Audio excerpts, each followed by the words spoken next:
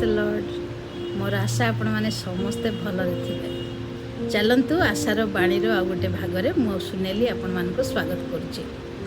आउ मोर विश्वास प्रभु ये वाक्य आज जो वाक्य आज आम आलोचना करवा से वाक्य माध्यम प्रभु जीशु निश्चय आम मान सहित कथा कहे। आज प्रभुंकर वाक्य है माथ्यू लिखित सुसमाचार तार 7 अध्यायर 24 रु नहीं 27 आठी लिखा जाए जीशु कहती जो माने मोर वाक्य को शुणिकी पालन करती से घर से माने गोटे चट्टाण उपरे गोटे पत्थर उपरे गोटे मजबूत जमी उपरे बनाती।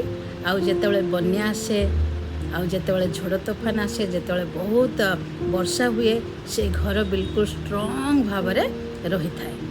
आउ गोटे घर बना जाए जे कि मूर्ख जो माने प्रभुंकर वाक्य को शुणिकी पालन न करती से माने गोटे एमिति घर बनाती बाली उपरे।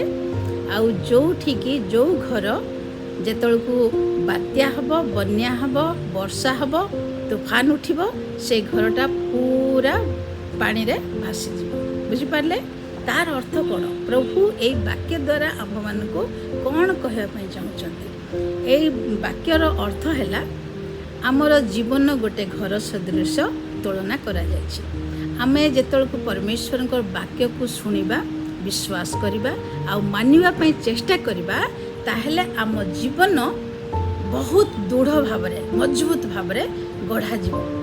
बुझिपारे आउ एते आम जीवन मजबूत हो जीव जे जेतेबेले आम जीवन रे झड़ तोफान अर्थ ए प्रकृत वर्षा विषय ये लिखा जाएनी, प्रकृत तूफान विषय लिखा जाएनी, किंतु आम जीवन रे जेतेबेले एमती तूफान जाक आसी थाए एमती झड़ तोफान आसता है हठात अचानक शायद आमर चाकरी चलीगला, अचानक आम गोटे प्रियजन को हर देलु, अचानक कौन गोटे एमती असुविधा माने जोटा कि आम आशा करी नथिलु, जोटा कि आम भाभी नथिलु, जोटा कि आम एक्सेप्ट करी नथिलु, हठात सेमती गोटे झड़ तोफान माने वर्षा भी केबे कही कि आसेनी हठात वर्षा हुए है ना। सेमती आम जीवन रे हठात जेतलकू जंत्रणा हठात कष्ट हठात रोग हठात दुख एमती कौन गोटे हठात पळे आसीबो, किंतु से आसिकी आम जीवन को आम हृदय को आम शरीर को भांगिकी केबे मध्य चूर्ण करके से बसाइकी नहीं जीव ना। कहीं माने आम परमेश्वर वाक्य को शुणिकी ताको मानिया पे आम चेष्टा करचु आ से वाक्य रे आम जीवन को आम कौन करचु गठन करचु। हालेलुया। आम जदि तांकर पवित्र वाक्य को पढ़िकी आम जीवन को से वाक्य रे जदि गठन करवा वाक्य रे रखिबा आ से वाक्य को मन रखिबा ताले हठात आसीबा जंत्रणा हठात आसीबा कष्ट हठात आसीबा दुख आम केबे मध्य निराश करिकी आम मानकु प्रभु ठारू अलगा केबे मध्य करिवो नै। बुझी पारले। आ द्वितीय विषय है आ मूर्ख माने से भली नहांती से माने परमेश्वर वाक्य को पसंद करेनि मानवेनि शुणिबेनि मन रखिबेनि से अनुसार से माने चलिबेनि तांको जीवन बिल्कुल बाली उपरे तांको घर जेमती बना हबो सेमती से मानकर जीवन हुए। आ जेतलकू झड़ तोफान हुए वर्षा हुए तूफान आसे सेतलकू तांको घर कौन करिवो से बाली सहित बहाइकी नहीं जीवो। बुझी पारले। तार अर्थ है जो माने परमेश्वर वाक्य को बुझंती नहीं, जो माने परमेश्वर वाक्य को शुणती नहीं, जो माने परमेश्वर को वाक्य को शुणिकी अवहेला करती गोटे कान रे शुणती आ गोटे कान रे से माने बाहर कर दियंती से मानक पई प्रभु कहते जेतलकू आंधी तूफान आसीबो वर्षा हबो आ सब किछि सत्यानाश हो। बुझी पारले। आ से माने होचंती प्रभुंकर वाक्य न मानिबे। हेले ए प्रभुंकर वाक्य मानिबार अर्थ कौन? माने चट्टान उपरे पत्थर उपरे घर बनैबार अर्थ कौन? घर बनैबार अर्थ है प्रभु जो वाक्य आम मानक कहते मन करंतु उदाहरण रे भय कर नहीं मु तुम मान सहित अच्छी एटा कौटी लिखाई वाक्य लिखाई परमेश्वर वाक्य लिखाई।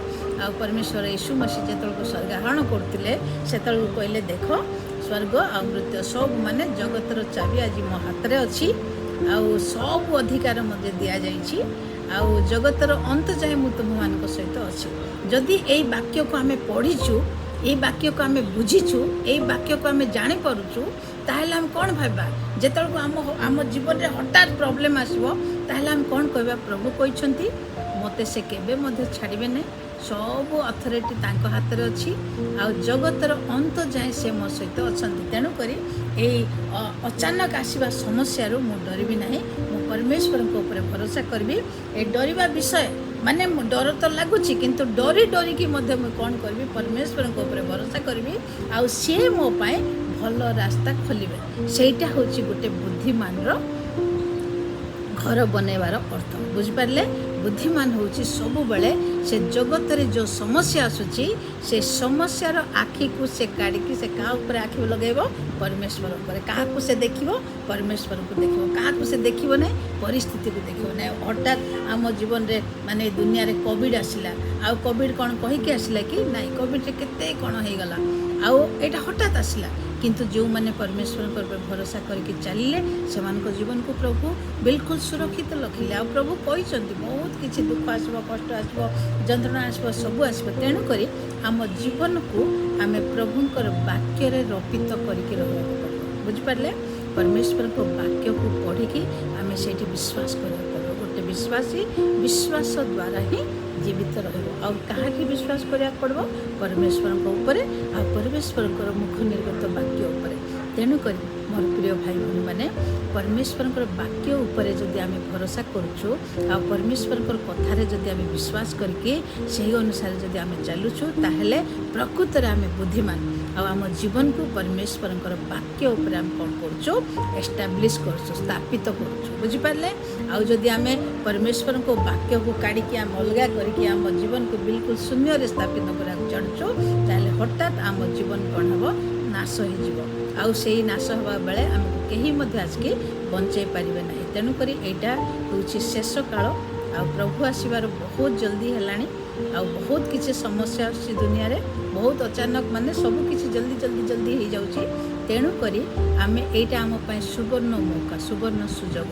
ଆଉ ଏଇ ସୁଯୋଗକୁ ନ ହରେଇକି ଆମେ ପ୍ରଭୁ ଯେଉଁ ବାକ୍ୟ ଆମକୁ ଦ୍ୱାରା କହୁଛନ୍ତି, ଯେଉଁ ବାକ୍ୟ ଆମକୁ କହିକି ମନେ ପକାଇ ଦେଉଛନ୍ତି, ଯେଉଁ ତାଙ୍କର ପବିତ୍ର ବାଇବଲ ଆମମାନଙ୍କୁ ଦେଇଛନ୍ତି, ସେ ବାକ୍ୟର ପ୍ରତିଜ୍ଞା ଗୁଡ଼ାକୁ ଆମେ କ'ଣ କରିବା?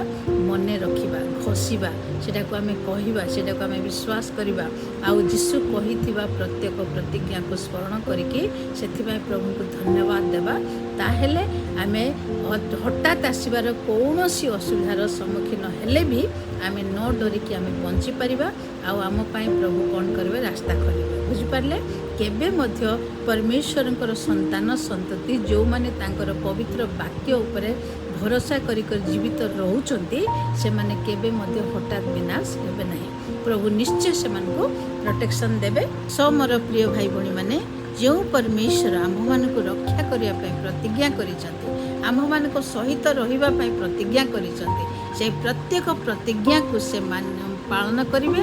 ସେ ପ୍ରତ୍ୟେକ ପ୍ରତିଜ୍ଞାକୁ ସେ କରିବା ପାଇଁ, ଆମ ଜୀବନରେ ସାଧନ କରିବା ପାଇଁ ସେ ବିଶ୍ୱାସ ଯୋଗ୍ୟ ପରମେଶ୍ୱର ଅଟନ୍ତି। ତେଣୁକରି ଆଜି ଆମେ ପୁରା ମନ ଦେଇକି ଆମେ ପରମେଶ୍ୱରଙ୍କ ଉପରେ ଭରସା ରଖିବା। ଆମ ପରିସ୍ଥିତିକୁ ଦେଖିକି ଆମେ ବଞ୍ଚିବା ନାହିଁ, କିନ୍ତୁ ପରମେଶ୍ୱରଙ୍କର ପ୍ରତିଜ୍ଞାକୁ ଦେଖିକି ଆମେ ବଞ୍ଚିବା। ତାଙ୍କର ବାକ୍ୟକୁ ଦେଖିକି ଆମେ ବଞ୍ଚିବା। କେଉଁକି ବାକ୍ୟ ଆମମାନଙ୍କୁ ଜୀବନ ଦେଇଥାଏ। ବାକ୍ୟ ଆମମାନଙ୍କ ଜୀବନରେ ଖାଦ୍ୟ ଭଳିଆ ସାହାଯ୍ୟ କରିଥାଏ। ଆଉ ଆମେ ବିନା ଖାଦ୍ୟରେ ବଞ୍ଚିପାରିବା, କିନ୍ତୁ ପ୍ରଭୁଙ୍କର ବାକ୍ୟ ବିନା କେବେ ମଧ୍ୟ ବଞ୍ଚିପାରିବା ନାହିଁ। ସେ ବାକ୍ୟ ହିଁ ଆମମାନଙ୍କୁ ଜୀବିତ ରଖିବା ପାଇଁ ସାହାଯ୍ୟ କରିବ। ଠିକ୍ ଅଛି? ତ ଆଜି ଆମେ ଗୋଟେ ନିଷ୍ପତ୍ତି ନେବା କି ପ୍ରଭୁଙ୍କର ବାକ୍ୟ ପଢ଼ିକି ପ୍ରଭୁଙ୍କୁ ଧନ୍ୟବାଦ ଦେଖିକି, ଆଉ ଯେଉଁ ବାକ୍ୟ ପ୍ରଭୁ ଆମମାନଙ୍କ ବାକ୍ୟ ଦ୍ୱାରା କଥା କହୁଛନ୍ତି, ସେଇ ବାକ୍ୟକୁ ମାନିବା ପାଇଁ ଆମେ ଚେଷ୍ଟା କରିବା। ଠିକ୍ ଅଛି?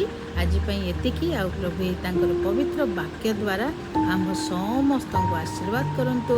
ଆଉ ତାଙ୍କର ପବିତ୍ର ବାକ୍ୟ ମାନିବା ପାଇଁ ଆମମାନଙ୍କୁ ସାହାଯ୍ୟ କରନ୍ତୁ। ଠିକ୍ ଅଛି? ଜୟ ମସିକି। Bye bye. ଆଉ ଥରେ ଜଲ୍ଦି ଦେଖା ହେବ।